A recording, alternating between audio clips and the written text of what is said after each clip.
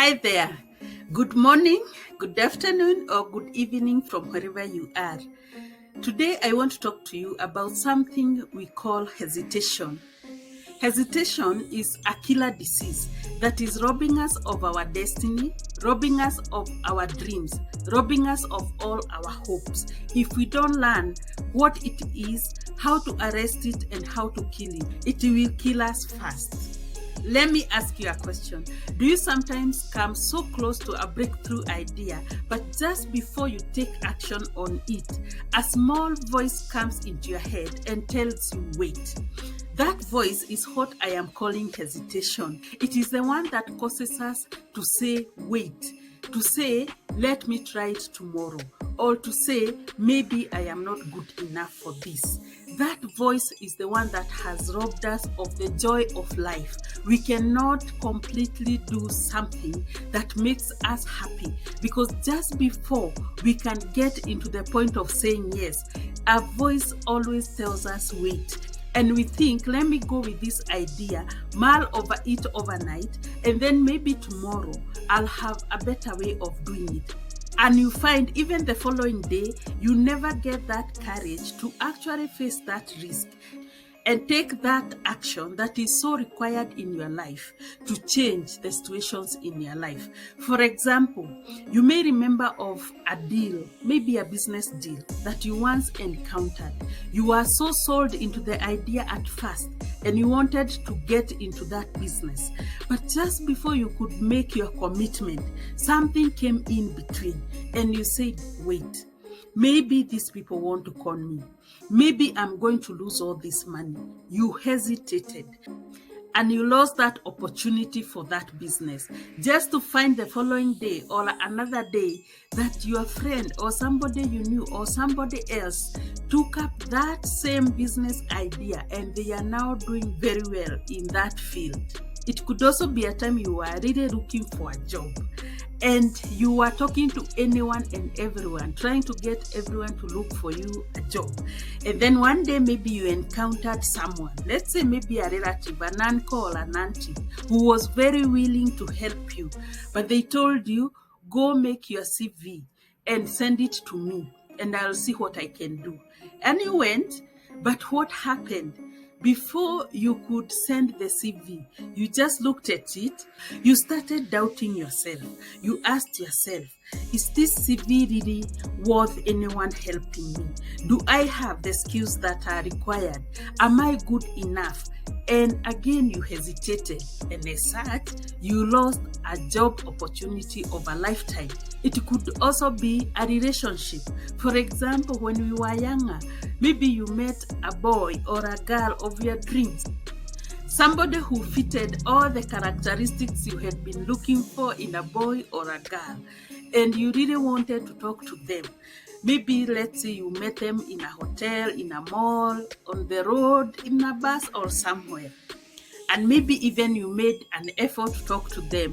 But just before you could say any word, the same hesitation voice came to you and told you, wait. And it reminded you, have you checked the clothes you're wearing today? Or it told you your hair is not well combed. It reminded you maybe you didn't brush your teeth properly. It did something to make you not take that action right then. And as such, it costed you your dream partner. That is what hesitation does to us. It causes us to doubt ourselves, to hold back, and not to take the action that is required for us to change our lives. Hesitation is a dream robber, a killer of our hopes, and a deadly disease that we must arrest and cure before it kills us. But how do we do that? First, we need to understand what causes hesitation and how can we cure it. And that is what this video is all about. Before we can get in, let me introduce myself. If we haven't met before, my name is Mary Karuga from Tevri Consulting. This is a place where we inspire, equip, and support you to grow. If you are new to this channel, please subscribe for more videos like this one that will help you with personal growth and success. Now, let's dive into this monster called hesitation. What causes hesitation? Hesitation is a product of our self-talk or our inner voices. If you didn't know it, your mind is like a chatterbox. Every single second, it is talking. It is saying this, it is saying that, it is saying this. And you have to be aware. What is my mind telling me at this point in time?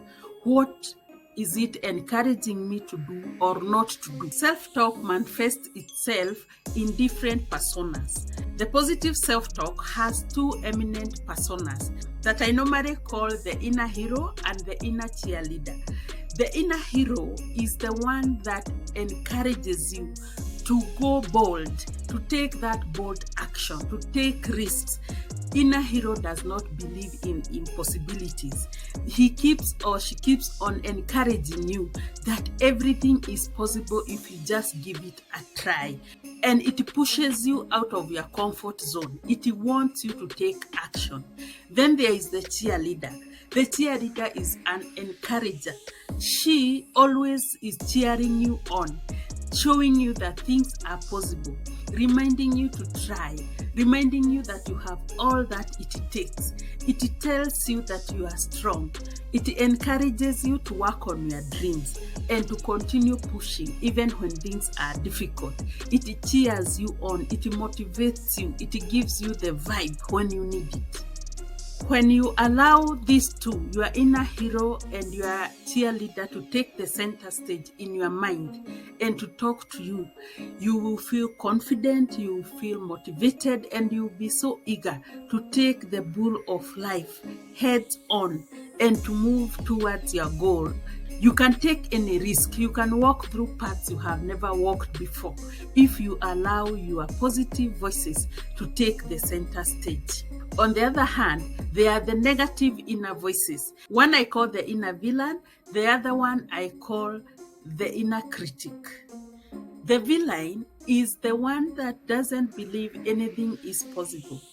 When you encounter a new thing, maybe an idea, or you want to take on something, the inner villain comes in and reminds you that you cannot make it because you have tried before and you never succeeded. Inner villain imprisons you with fear. It incapacitates you. It tells you that you cannot make it. It is always negative.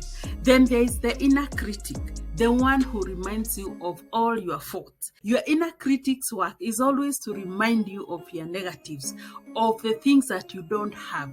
It will tell you you are not good enough, you are not bright enough, you are not knowledgeable enough, you are not educated enough, you are always not enough for anything. It keeps on reminding you there is someone better than you. It criticizes you and it makes you to always pull back and just watch as things are happening, because you don't want to go out there and get embarrassed, because this voice keeps on reminding you how embarrassed you become because you don't have what it takes. The problem with our inner voices is that no matter how much we want to win and we want to move on with our lives, the negative voices can always curtail us and keep us behind. And the problem is our minds always listen to the negative voices more than it listens to the positive ones. And this is due to our programming since when we were young, because our society praises and worships the negative. If you listen, for example, to the news, rarely will you find the positive things being highlighted. It is always the negative. And so our brain learns that the negative is superior than the positive. So without our knowledge, we keep on giving our negative voices more power than they deserve. And we belittle and quiet our positive voices. And that is why our life remains miserable. So what can you do to defeat this cowardice disease called hesitation? Number one, you have to learn to monitor your inner voices. Learn when the inner critic and inner villain are taking the center stage and learn to quiet them.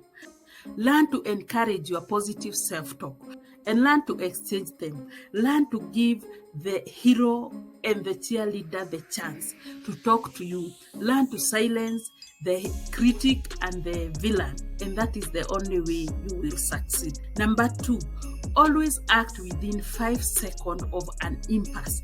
When a good idea comes to you, don't wait. Don't push it to tomorrow.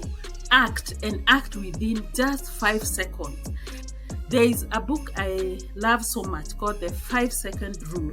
This book was written by Mel Robbins, and Mel Robbins teaches us that our brain will talk us out of every new idea within 5 seconds of that idea hitting our mind. Because whenever you give your mind a chance, it will look for evidence against what you are trying to achieve. It has records of times that you tried and failed, and it will quickly retrieve those records and show them to you, and that is how you fail. Number 3, embrace the power of now. There is no better time than now. Sometimes we think tomorrow will be better, next week will be better, next month I'll have the money I'm looking for, next month I'll attend this and this training. It is always next. But there is no better day than today. If you are not taking an action today, you are not guaranteed of tomorrow. So make sure if you have to take an action, take it today. Embrace the power of now. Number 4, learn to make decisions quickly. Most of us are very poor decision makers.